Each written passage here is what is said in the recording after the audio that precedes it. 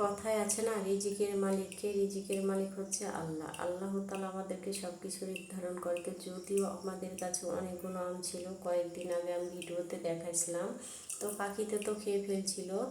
তো আমি মামাকে বললাম, মামা আমার আমগুলো নামানো লাগবে, যেহেতু একদম বাড়ির মানে কাছে আর কি আমাদের আম গাছগুলো, ছোট ছোট গাছগুলো। তারপরে মামাকে বললাম যে আম লাগবে, তো আপনি আম দিয়েন।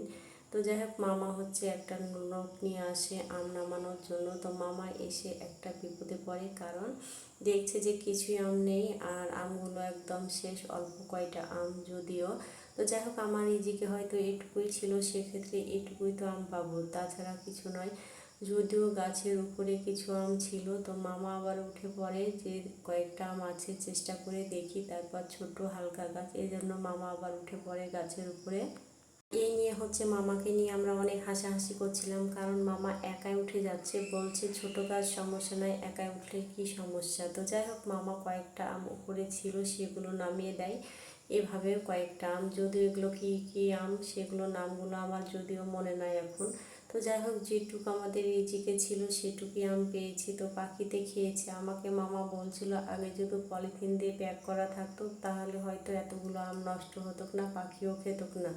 আর আমিও সেরকম লক্ষ্য করিনি, যেহেতু আম ঝুলে আছে, দেখতে ভালো লাগছে, সেক্ষেত্রে আমি আর কিছু বলিনি। তো যাই হোক, আমারও একটু জানা হলো। তো পরবর্তীতে যদিও কখনো আম আসে গাছে, তাহলে তো আগে থেকে আমি সব কিছু রেডি রাখবো, এই জন্য। তো এইভাবে করতে করতে অনেক কয়টাই আম নামাই, যদিও মামা। আর এখানে অনেক ধরনের আমগুলো ছিল, তো সেগুলোর নাম যেহেতু মনে নেই আমার। তো যাই হোক, এখানে আমাদের বাগানটা ছোট্টখাটো হলো অনেক সুন্দর, সাজানো গোছানো, সব রকম গাছগাছড়াতে ভর্তি। তো মামা উপর থেকে আম ফেলছিল, আর আরেক মামা হচ্ছে আমগুলো কুড়িয়ে সব ব্যাগের ভিতরে ভরছিল। যদিও আমি দাঁড়িয়েছিলাম, মামা আমাকে ছাড়া কোনো মতে আম নামাবে না, তো আমিও চলে আসি মামার সঙ্গে।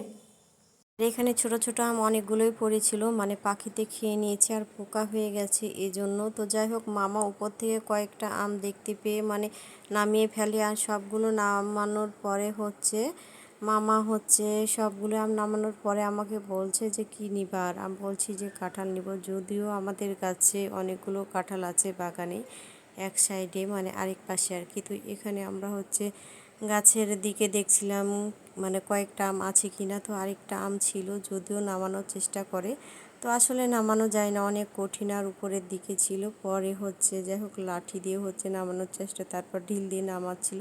তো যাই হোক, আমটা একদম হচ্ছে ফেটে যায় মানে ঢিলের কারণে আর কি। তো যাই হোক, এদিকে হচ্ছে আমাদের কাঁঠালের গাছে অনেক কয়টাই কাঁঠাল আছে। তো আছে বলতে মানে কয়েকটা আছে, 4-5টা আছে। তার এখানে হচ্ছে 2টা ছিল জোড়া, তো একটা বড় আর একটা হচ্ছে ছোট। তো মামাকে বললাম, মামা ফের আবার উঠে পড়ে, যেহেতু এখানে 2-3 জন লোক ছিল সেজন্য মামা গাছের উপরে উঠে পড়ে। মামা আবার একটু গাছের উপরে উঠতে পারে, এদিকে ফেরা খুব ভালো লাগছে। আর নিচ থেকে হচ্ছে আরেকটা মামা হচ্ছে বস্তা দিয়ে সুন্দর করে হচ্ছে হাঁসাটা দেয়, আর হচ্ছে কাটার জন্য, আর হচ্ছে বস্তা দিয়ে 2 জন 2 সাইড থেকে কাঁঠালটা সুন্দর করে নামিয়ে ফেলে। আমার তো ভীষণ ভালো লাগলো, বলছে যে মাঝাতে ফেলতে দিব না, মাটিতে ফেটে যেতে পারে খাওয়ার জন্য।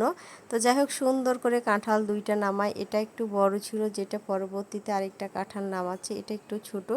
আমি বলছি যে তরকারি খাওয়া যাবে কিনা, তখন মামা বললো যে দেখা যাক, চেষ্টা করো, যদিও তুমি রান্না করতে পারো কিনা। তো যাই হোক, এখানে হচ্ছে মামা গাছের উপরে চড়েই আছে, আর কাঁঠাল দুটো অনেক সুন্দর ছিল, সেজন্য খুবই ভালো লাগছিল। তো যাই হোক, এখানে ভিডিওটা শেষ করলাম। তো সবাই ভালো থাকবেন, সুস্থ থাকবেন, আল্লাহ হাফেজ।